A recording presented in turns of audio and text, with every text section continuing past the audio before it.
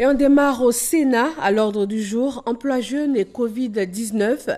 Le ministre de la Promotion de la Jeunesse et de l'Emploi des Jeunes, Mamadou Touré, a exposé devant les sénateurs. Les conséquences sont nombreuses avec notamment l'arrêt de plusieurs programmes mis en place pour garantir la réinsertion des jeunes. Le gouvernement a dû prendre des décisions pour sauver le secteur. Kader Sogodogo. C'est au tour du ministre de la Promotion de la Jeunesse et de l'Emploi des Jeunes, Mamadou Touré, de se soumettre aux questions des sénateurs à Yamoussoukro. Une séance d'information parlementaire qui a pour thème la sensibilisation des jeunes et les différentes mesures prises en leur faveur dans la gestion de la crise sanitaire due à la Covid-19. La Chambre haute du Parlement, à travers son président, Jano Aoussou Kouadio, plante le décor. Monsieur le ministre, la crise sanitaire due à la Covid-19, en plus d'affecter la santé des populations de notre pays, porte un grave préjudice à l'emploi de nos jeunes. En effet, les conséquences sur les emplois formels et informels ne sont plus à démontrer. Des centaines d'entreprises ont été contraintes de suspendre leurs activités ou de prendre diverses mesures qui contribuent à l'augmentation du taux de chômage et de la perte de revenus, principalement celui des jeunes. Qu'est-ce qui est fait pour venir en aide à tous ces jeunes, aussi bien en milieu urbain que rural du pays? Comment se déclinent ces appuis?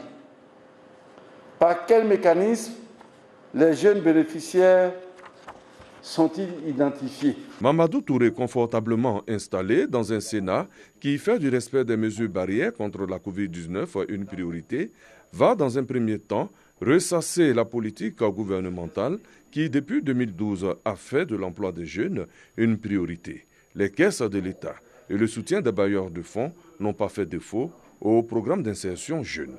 Stage, développement des compétences, TIMO, entrepreneuriat des jeunes, plus de 156 000 jeunes ont retrouvé l'espoir. Malheureusement, la Covid-19, ce virus destructeur, n'a pas été sans conséquences sur l'emploi des jeunes. D'un objectif initial de 19 500 bénéficiaires sur l'ensemble du territoire, la seconde phase a permis d'atteindre 21 409 bénéficiaires pour un montant de 10 milliards de francs CFA.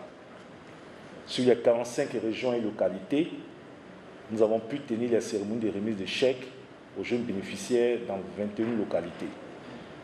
Depuis le 16 mars dernier, nous avons dû suspendre les cérémonies de remise de chèques à cause de la crise sanitaire. Certains jeunes sélectionnés n'ont pu débuter leur stage à cause de la crise sanitaire et des dispositions qui ont été prises par les entreprises. Après son intervention, Mamadou Touré s'est soumis aux questions des sénateurs avant de prendre part à un point de presse.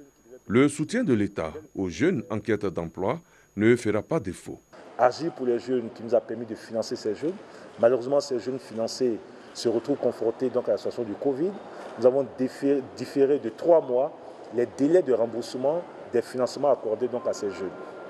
Mieux, nous avons dit qu'il y a un fonds spécial donc de soutien aux acteurs du secteur informel mis en place par le gouvernement, dont l'opérationnalisation est confiée à mon département, et qui permettra de traiter tous les acteurs du secteur informel, y compris ceux qui ont eu des financements et qui sont impactés.